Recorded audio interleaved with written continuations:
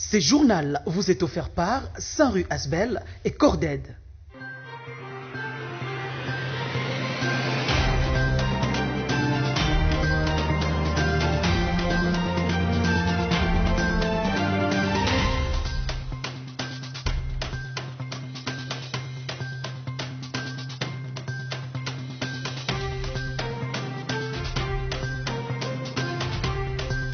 Vous informer demeure un devoir sacré, mesdames et messieurs, bienvenue. Nous resterons aux côtés des habitants de Béni jusqu'à ce que la maladie à virus Ebola soit éradiquée, c'est malgré l'insécurité qui sévit présentement dans cette partie du pays.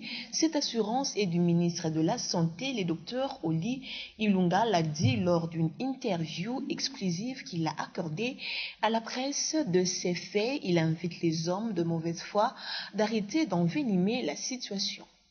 Il y a des personnes que nous avons vues à Mangina, puis qui se sont retrouvées à Béni auprès de leur famille, puis ils ont été aussi à Butembo. Donc c'est une mobilité énorme dans la région. Donc cette dimension de la mobilité et de la densité était déjà un facteur de complexité dans la riposte, et nous avions aussi anticipé les problèmes sécuritaires.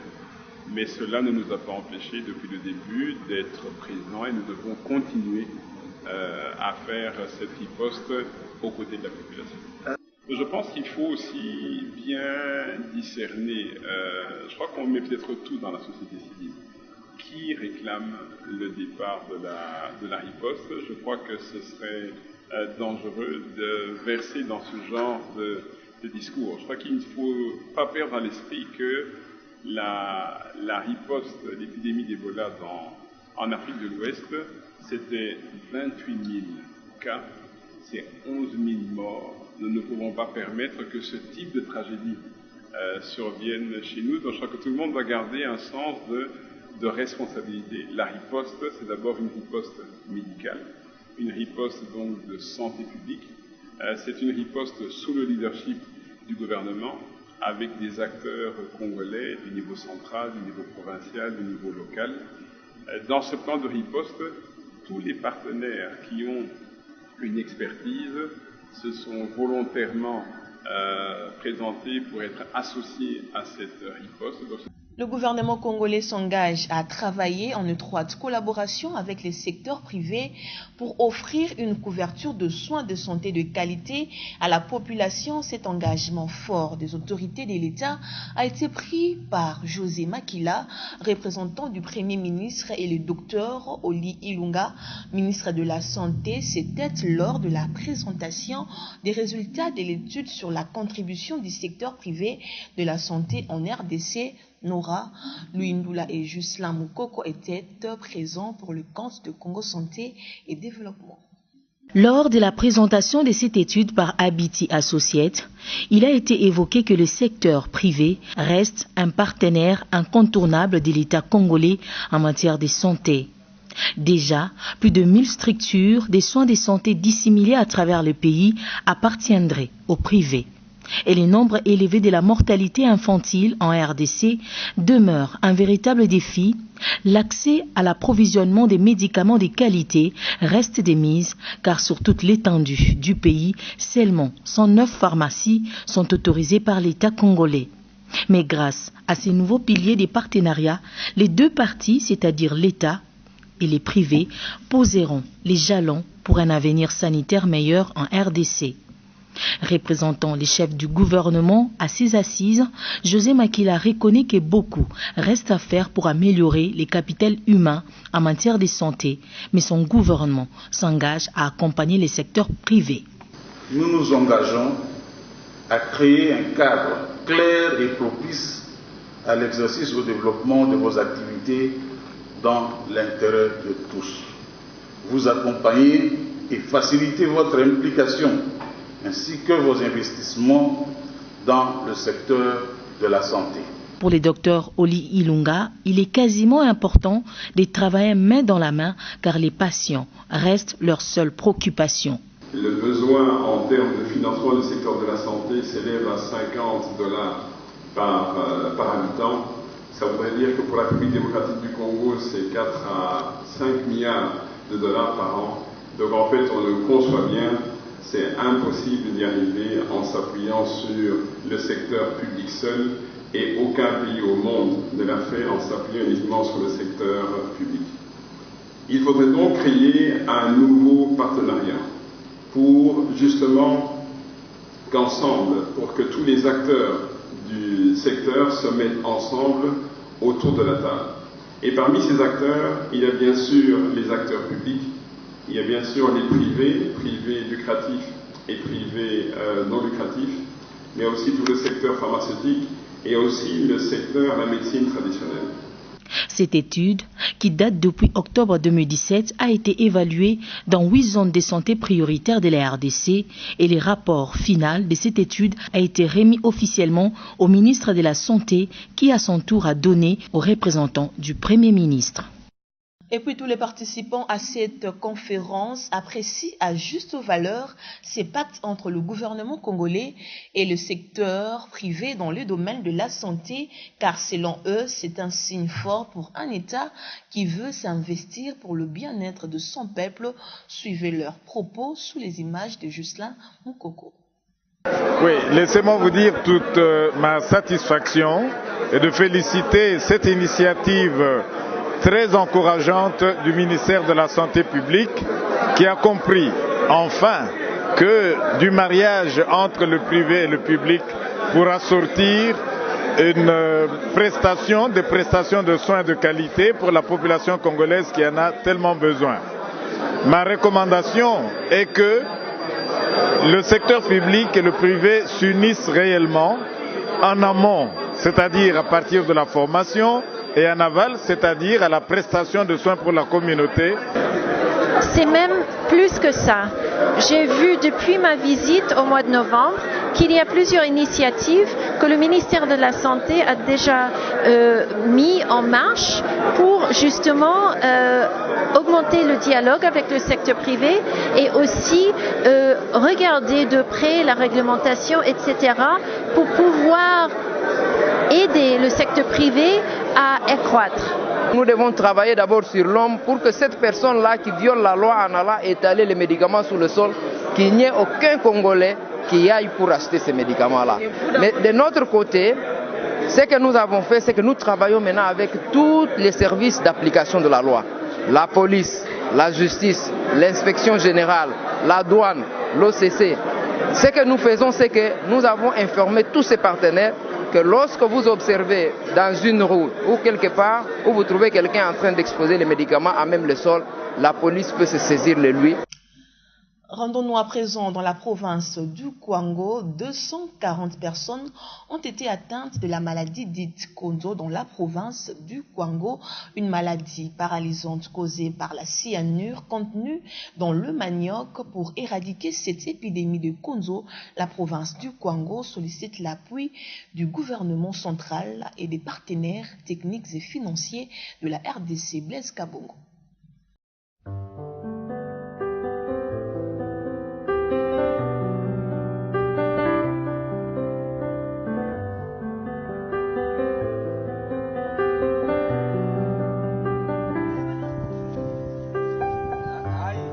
Des 140 cas d'épidémie de la maladie des Konzo ont été notifiés dans les zones de santé de Féchi, Popo Kabaka, Kaimba, Mwela Lembwa, Pandi et Kimbao.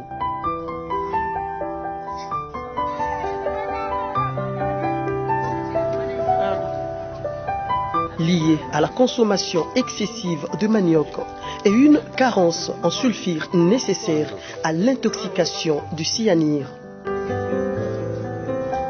Les victimes de l'épidémie de la maladie des Konzo ne peuvent plus contribuer aux revenus des ménages toute leur vie. Ils deviennent ainsi une charge pour la société. D'après le rapport de l'enquête du ministère de la Santé de la province du Kwango, à l'épicentre de l'épidémie, les enfants de moins de 5 ans représenteraient 7%, de 5 à 14 ans, 65%, de 15 et plus, 28%. Les sexes féminins seraient le plus touchés avec 68% aux 2 cas. Cette situation demande une intervention d'urgence de la part du gouvernement central et ses partenaires techniques et financiers afin d'éviter une catastrophe sanitaire dans la province du Kwango. Sachez que la journée mondiale de la contraception n'est pas passée inaperçue dans la commune de Lemba. Cette commune a accueilli du 26 au 27 septembre la campagne Bravo BF Academia pour inciter les jeunes étudiants de l'UNIKIM et jeunes de toutes catégories confondues à utiliser les différentes méthodes de contraception. C'est l'association pour le bien-être familial et naissance désirable qui en est l'organisateur. Le marché des Mbanzalemba était les cadres choisis pour organiser cette séance de sensibilisation en faveur de ces futurs cadres du pays. Ici, comme vous le constatez, les sensibilisateurs et sensibilisatrices commencent par s'entretenir avec les jeunes garçons et filles sur la dangerosité des infections sexuellement transmissibles, sur les méfaits d'avoir les enfants non désirés et sur la maladie du VIH-Sida. Message bien assumé, aussitôt, les candidats envahissent les stands de l'ABF ND pour faire les dépistages. Émotionnés, les bénéficiaires saluent cette initiative. Je pense que ce n'est pas mauvais de connaître son état sérologique. Le sida, on peut l'attraper à n'importe quel moment, soit par les rapports sexuels, soit par les objets tranchants. Cette initiative nous aide à connaître son état de santé. En tout cas, coup de chapeau aux organisateurs.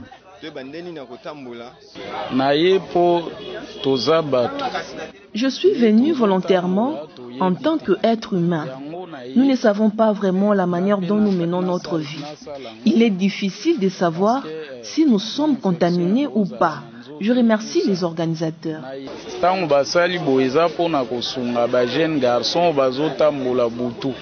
Pour Benj Mbia, chargé des programmes adolescents et jeunes au sein de l'AEBF, de l'ABF ND, leur organisation participe à la dividende démographique qui donne l'occasion à l'être humain d'opter un choix sur la naissance d'un enfant. Dans le dividende démographique, qui aujourd'hui voudrait qu'il y ait moins de gens à prendre en charge et des économies qui évoluent dans la famille pour permettre à ce que la famille se développe. Donc nous allons penser ici à l'université. Il faut déjà commencer à apprendre à la jeune fille, aux jeunes garçons, l'utilisation de la contraception qui aujourd'hui permet à un couple d'avoir 2 enfants quand il veut et seulement le nombre qu'il veut aussi avoir. Pas d'hasard dans les naissances. Le souci aujourd'hui, c'est de couvrir tout le besoin exprimé en contraception. Mais j'avoue que nous sommes dans l'impossibilité de couvrir déjà les 20% de la demande. Mais ce que nous voulons, nous, c'est atteindre ces niveaux-là. Si déjà, parce que le pays s'est déjà engagé sur cette voie-là, si le pays est engagé et que les partenaires au développement suivent et que aussi les acteurs communautaires prennent le lead comme nous en avons l'habitude, je pense que nous allons aboutir à des résultats beaucoup très favorables. Sachez que le slogan de cette campagne est « Zéro grossesse non désirée, zéro VIH, zéro IST et zéro victime de violence ». Mais que retenir de méthodes de contraception, élément de réponse dans ces propos recueillis par votre équipe rédactionnelle? Il y a beaucoup de méthodes pour la planification familiale. Déjà, le préservatif que nous appelons condom, c'est une des méthodes contraceptives, mais on appelle ça aussi une méthode barrière. Parce que, au-delà du fait qu'en utilisant les préservatifs, on évite la grossesse, mais on évite aussi les infections sexuellement transmissibles. On a des méthodes qu'on appelle des méthodes à courte durée, qui sont des pilules.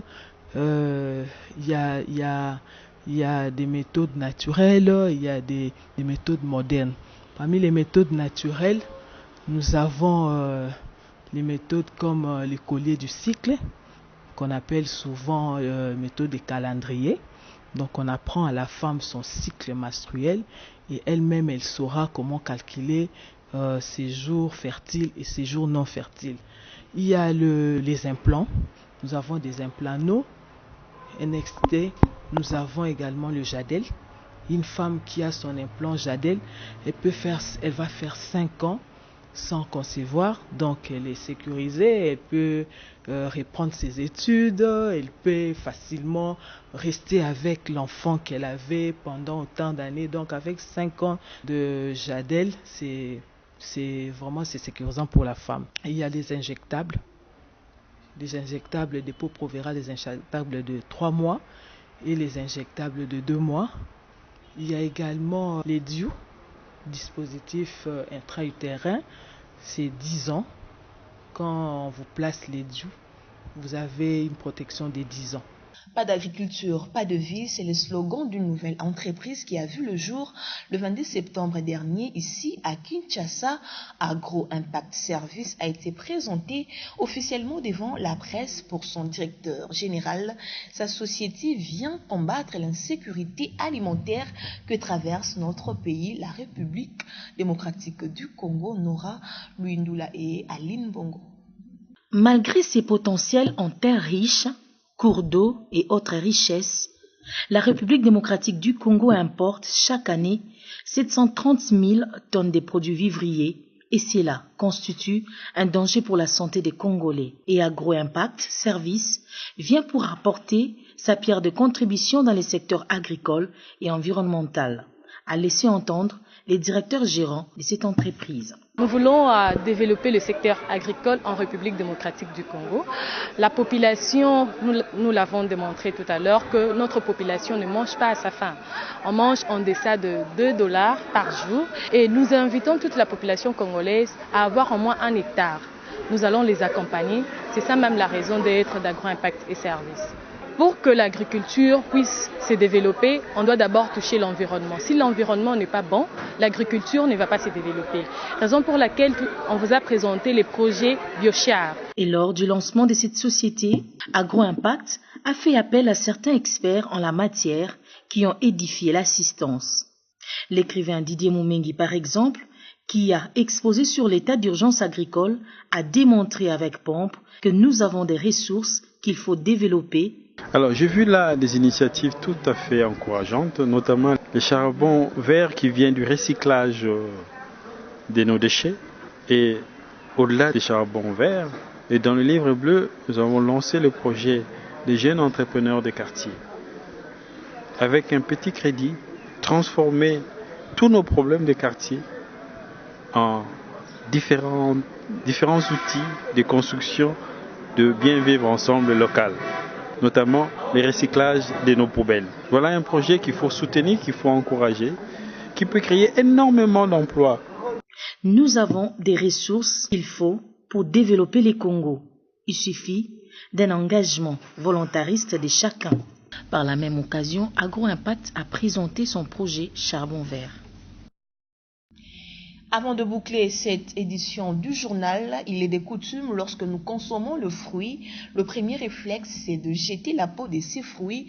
Pourtant, il y a de vertus thérapeutiques cachées qui jouent un rôle très important dans l'organisme humain, rôle ignoré par bon nombre de Congolais. C'est le nutritionniste Désiré Bombilé du cabinet Santé Plus qui l'a certifié à Nora Luindula et Aline Bongo. À en croire les nutritionnistes Désiré Bombilé, la peau d'orange, celle du citron ainsi que de la banane contribuent à lutter contre la grippe suite à la vitamine C contenue dans ces différents fruits. C'est vrai, nous sommes habitués à consommer ce que nous trouvons intéressant et peut-être par l'ignorance, nous jetons les graines, nous jetons la peau et ne sachant pas que ça peut être aussi bénéfique pour la santé. Il y a beaucoup de substances positives que nous pouvons trouver dans cela. Je prends l'exemple de quelques éléments. Je commence avec la peau des oranges. Et vous consommez juste l'infusion là. Ça joue un rôle très important.